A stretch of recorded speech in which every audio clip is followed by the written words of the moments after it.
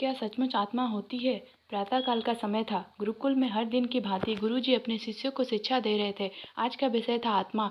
आत्मा के बारे में बताते हुए गुरुजी ने गीता का यह श्लोक बोला, अर्थात आत्मा को ना शस्त्र छेद कर सकते हैं, ना अग्नि जला सकती है, ना जल उसे गला सकता है और ना हवा उसे सुखा सकती है। इस आत्मा का कभी भी विनाश नहीं हो सकता है, यह अविनाशी है। यह सुनकर एक शिष्य को जिज्ञासा हुई। वह बोला, किंतु गुरुवर यह कैसे संभव है? यदि आत्मा का अस्तित्व है, वो अविनाशी है, तो भला वो इस नाशवान शरीर में कैसे वास करती है और वो हमें दिखाई क्यों नहीं देती? क्या सचमुच आत्मा होती है?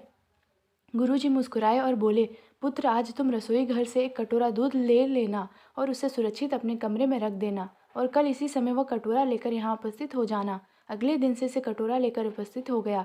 गुरुजी ने पूछा, क्या दूध आज भी पीने योग्य है? शिष्य बोला, नहीं गुरुजी, यह तो कल रात ही फट गया था, लेकिन इसका मेरे प्रश्न से क्या लेना देना? गुरुजी शिष्य की बात काटते हुए बोले, आज भी तुम रसोई में जाना और एक कटोरा दही ले लेना और कल इसी समय कटोरा लेकर यहाँ उपस्थित हो जाना। अगले दिन से सही समय पर उपस्थित हो गया। गुरुजी ने पूछा, क्या दही आज भी उपभोग हेतु ठीक है? शिष्य बोला, जी हाँ गुरुजी, ये अभी भी ठीक है। अच्छा ठीक है, कल तुम फिर इसे लेकर यहाँ आना, गुरुजी ने आदेश दिया। अगले दिन जब गुरुजी ने शिष्य से दही के बारे में पूछा तो उसने बताया कि दही में खटास आ चुकी है, वह कुछ खराब सा लग रहा है। इस पर गुरुजी ने कटोरा एक तरफ रखते हुए कहा, कोई बात नहीं, आज तुम रसोई से एक कटोरा घी लेकर जाना और उसे तब लेकर आना जब वो खराब हो जाए। दिन बीतते गए पर घी खराब नहीं हुआ और शिष्य रोज खाली हाथ ही गुरु के समक्ष उपस्थित होता रहा। फिर एक दिन शिष्य से रहा नहीं गया और उसने पूछ ही लिया, गुरुवर, मैंने बहुत दिन पहले आपसे प्रश्न किया था कि यदि आत्मा का अस्तित्व है, वो अविनाशी है, तो भला वो इस नाशवान शरीर में कैसे वास करती है और वो हमें दिखाई क्यों नहीं देती? क्या सचमुच आत्मा होती है? पर उसका उत्तर देने के बजाय आपने मुझे दूध, दही, घी में उलझा दिया। क्या आपके पास इसका कोई उत्तर नहीं? इस बार गुरुजी गंभीर होते हुए बोले, वास्तव में यह सब तुम्हारे प्रश्न का उत्तर देने के लिए ही तो कर रहा था।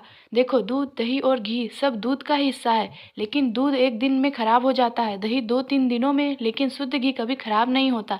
इसी प्रकार आत्मा इस नाशवान शरीर में होते हुए भी ऐसी ही उसे कभी नष्ट नहीं किया जा सकता।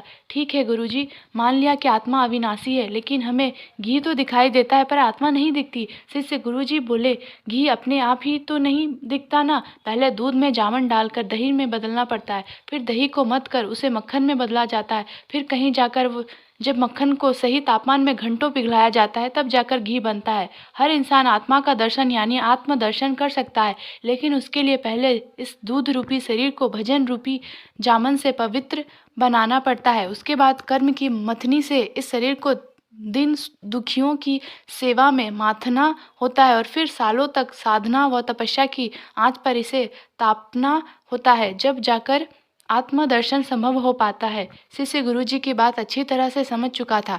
आज उसकी जिज्ञासा शांत हो गई थी। उसने गुरु के चरण स्पर्श किए और आत्मा दर्शन के मार्ग पर आगे बढ़ गया।